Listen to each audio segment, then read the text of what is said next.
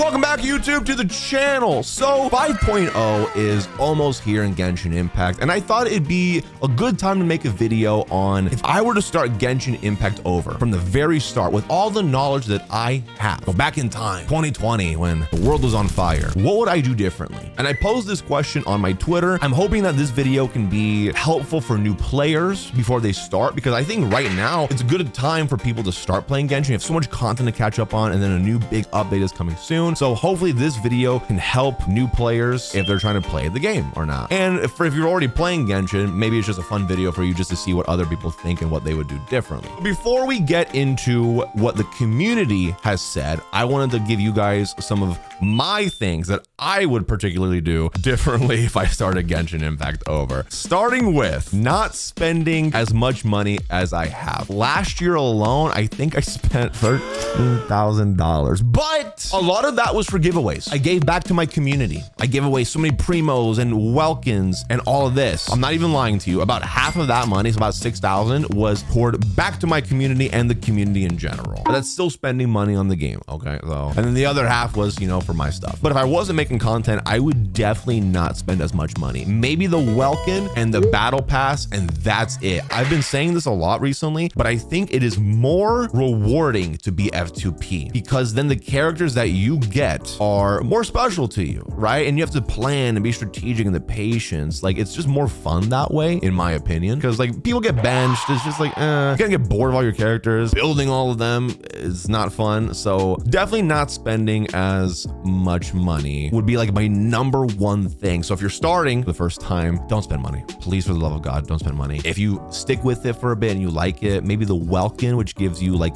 primo gems just for logging in every day, it's like $5 a month, and the battle pass, which is 10. I'd say those are worth it for the rewards and stuff. But other than that, keep your wallet safe, okay? Please pay your bills. Don't eat ramen and ice soup, please.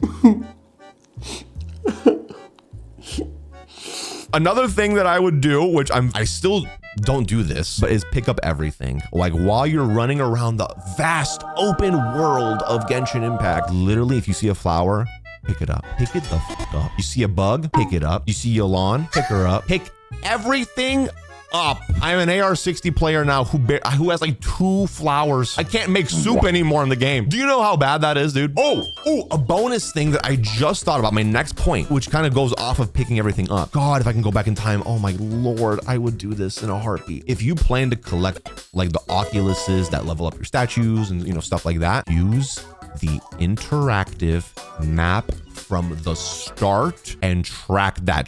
I've picked up random stuff from random places, so if I try to track it now, it's gonna be harder for me to do it. If you're liking the game, you're like, yeah, I'm really getting into it, I want to collect everything, use the interactive map from the start, from the beginning, and track your progress that way. It'll make 100%ing your exploration and all that stuff so much easier. You'll thank me later. Trust me. You'll come back years later and be like, whoa. Doro once said to use the interactive map. I gotta go thank that guy. And I'll be here and I'll appreciate it. Another thing, and my community knows this, I'm very bad at this. I'm very, very, very, very bad at this. Doing my world quests and my side quests. I have so many world quests now just piled up. I get overwhelmed now. I've let it build into this monstrosity. It's horrible. I'm kind of scared that I might never do them now because there's just so many. So knock them out. They're easy, bro. They're like easy little world quests. There's some longer ones as well, so that you're not overwhelmed later on, like me. I only have 2 more points for myself. One of the biggest things that I would do differently if I started again from zero is only building 1 or 2 teams at a time, no one else. And before we get into the video, I just want to say a big thank you to today's sponsor, Cat Fantasy.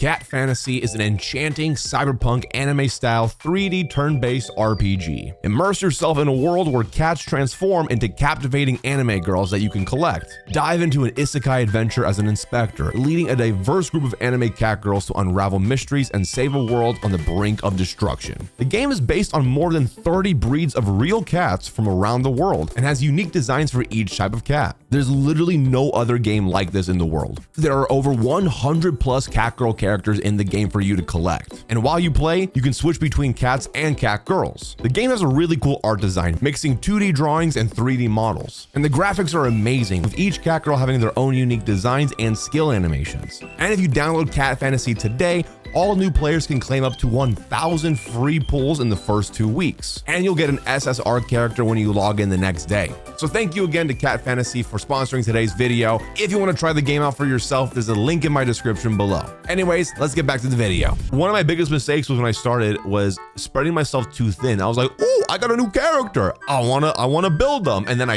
we build them and they're not good. Yeah, and now I'm at a point now where I have a lot of characters and some of them are very well built and then a lot of them are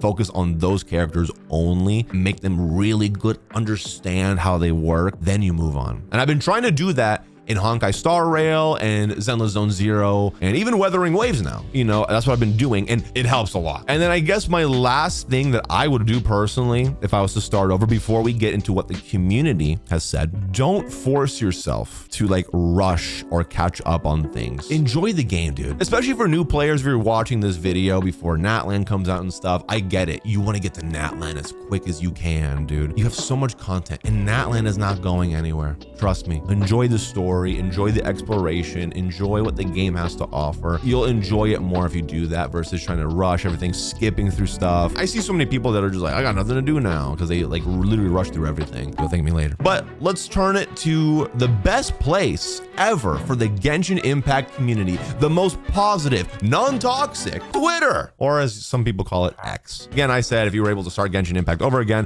what would you do differently? It's for a video. Loba Pixel says, not play as much as I did or grind through it every day. I mean, I know Loba, and this is no shade toward Loba, but I know that they're kind of done with Genshin because they've moved on to like Wuwa and stuff. I think this point is trying to say what I said, is to not rush it because then you get burnt out. I think Loba is burnt out on the game. That's what he's trying to say. At least that's what I'm interpreting it as. So slow your roll. My boy, Mr. Feet. Let's see what he says. Pick 2 characters to level up consistently for your team when you progress. You can very easily get caught up on wanting to level and try everyone, but that can harm your account's progression early on because purple books are pretty rare in the early game. Your resources are so limited, especially in the early game. And he knows better than anyone. If you don't believe Mr. Feet, I don't know what to tell you. He literally starts the game over every day at this point. Listen to him. I would not wail to chase Wolf's Gravestone on that standard banner just because it looks cool. Funny enough, a lot of people tried or try to get Wolf's Gravestone. This is a really good tip for new players. Do not spend money on the standard banner. If you want to spend money on a banner, do it on the limited banner. Limited banner, weapon banner. We don't talk about that though. And then standard. Don't do that. I remember when I first started, I really wanted to spend money in my Primo Gems on standard. Don't do that though. Not worth it. Ooh, this is a good one. I'd stop myself from looking up any information about tier lists. The first month was hilarious. Too much conflicting information and it wasn't even worth sifting through all of that. Debate Club was considered the best weapon for Claymores. Bennett was D tier. Xiangling was bad. I remember this. Yeah,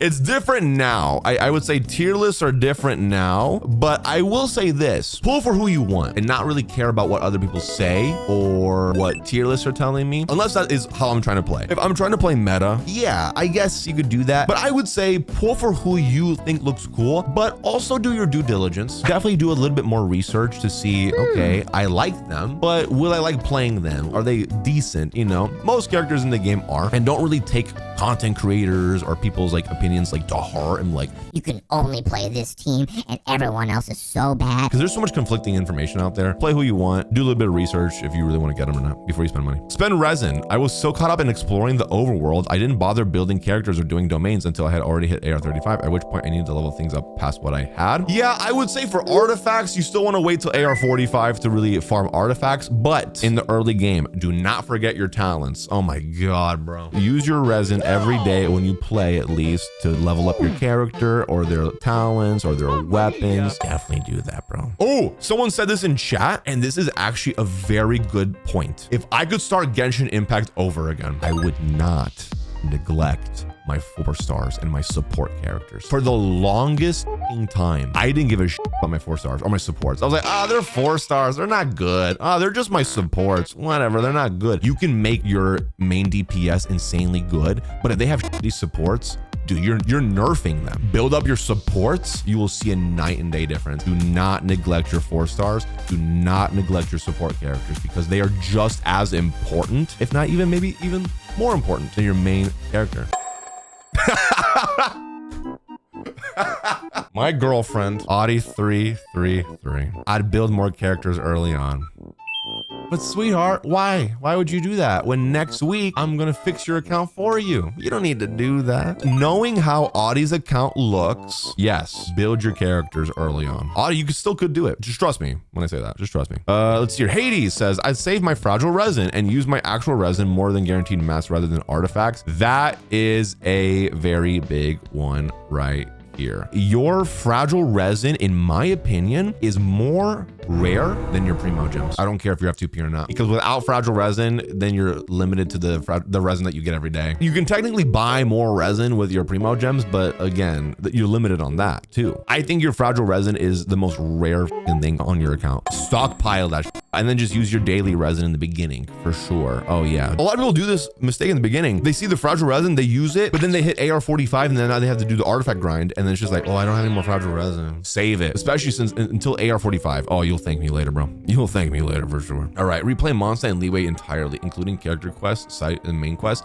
Honestly, this is base. Yes, dude. Oh my God. When I first started, I wasn't really paying attention that much to the Mondstadt and Leeway story. I've thought about starting a new account just so I can do the Mondstadt and Leeway story quest again, just to like remind myself. Yeah, that's a base take. Also, I love the Capitano. All right, what does Dana say? I wish I wouldn't stop playing at some point. I miss a lot of great events. That is a big one. Yeah, I think the limited events are built into the game to create FOMO, which kind of sucks because I told you guys earlier to not try to play every day and don't burn yourself out. But I would say at least do your events, especially if there's a story tied to them, because there are some events that have massive lore stuff in it. And if you miss it, we don't have a theater, like built-in theater to like rewatch stuff. At that point, you got to watch a YouTuber's playthrough on it. I mean, you also get rewarded for it too. So might as well do them, right? Do not waste time on trying to max physical DPS.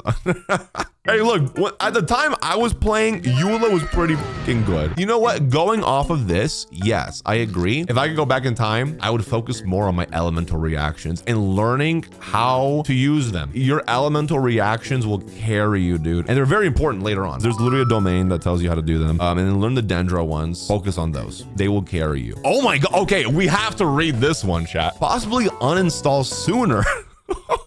The game has claimed too much of my wallet real estate. But for real, probably instead to play as F2P, game was more fun when I didn't buy everyone. Yeah, I agree with that. Don't spend money in the game. Spend as little as you can. It makes the game more fun and more rewarding. Being completely honest with you, this game is designed to take your money. You know, cool new character, Spiral Abyss is gonna be easier for you if you get the new characters on the banner, stuff like that. Don't fall into that trap of the money pit. If I'm being completely serious, it can be very dangerous, especially if you have like an addictive personality. It can be bad if you fall into that trap. So just be mindful, control your spending habits, control yourself, but don't spend money. What does this say? Not download it or play it. I would take back all the time I wasted. See, okay, is it wasted if you had fun though? If they didn't have fun, then it was probably a waste. In my opinion, going off of this, if it was time that you had fun with and you met cool people, then it's not a waste of your time, in my opinion. At the end of the day, bro, video games are a waste of your fucking time. If you really want to break it down, right? Video games are meant as a entertainment thing. I'm not shitting this person, by the way. I understand what they're trying to say. I mean, if you had fun with it, it's not really a waste of time, in my opinion, but yeah. Level up Bennett, Xiangling, and Xingqiu first. Yes, build your Bennett, build your Xiangling, build your Xingqiu. Those three characters right there are some of the most OP fucking characters in this game. I still use them, bro. Do not neglect them just because they're 4 stars or whatever. Use them. Prioritize old rerun units over newer units that'll definitely get reruns soon. That is, oh, this is another thing. Remind yourself that if you can't get a character, that's fine. Every fucking character gets a rerun someday. Do not fall into FOMO, fear of missing out. Do not fall into that, especially early game. Just wait, be patient. Unless you're Kaveh. If Kaveh's on a banner, you pull. I always say don't pull for 4 stars, but if Kaveh's there, you pull. I don't give a who the 5 star is, you pull. I guess one of the last things I will say that I'm seeing here is don't wish for 4 stars. Like if you see a 4 star on a banner, unless it's Kaveh and you don't like the 5 star, do not pull for the 4 star, dude. You will end up getting the 5 star or another 5 star you don't want, and then you're just wasting your primo gems for it. You know, you should only pull on banners that have a 5 star that you want, unless you don't give a about your primo gems, and then, you know what, do whatever the f you want, man. But yeah. Yeah, okay, I guess we talked about pretty much everything, chat. A lot of good input from the Genshin Twitter community, my input as well, and my Twitch chat as well. But if you're watching this video and you want to be part of this conversation, let me know in the comments down below. If you could start Genshin Impact over, what would you do differently? Because for someone who's new watching this video, they can go down in the comment section as well and check out the tips and tricks down there from you guys, okay? Thank you guys for watching. I hope you found this video helpful. If you're planning on getting into Genshin with 5.0 right around the corner, if you've been playing Genshin, you just found the video entertaining, I really appreciate that as well. And I'll catch you guys in the next one.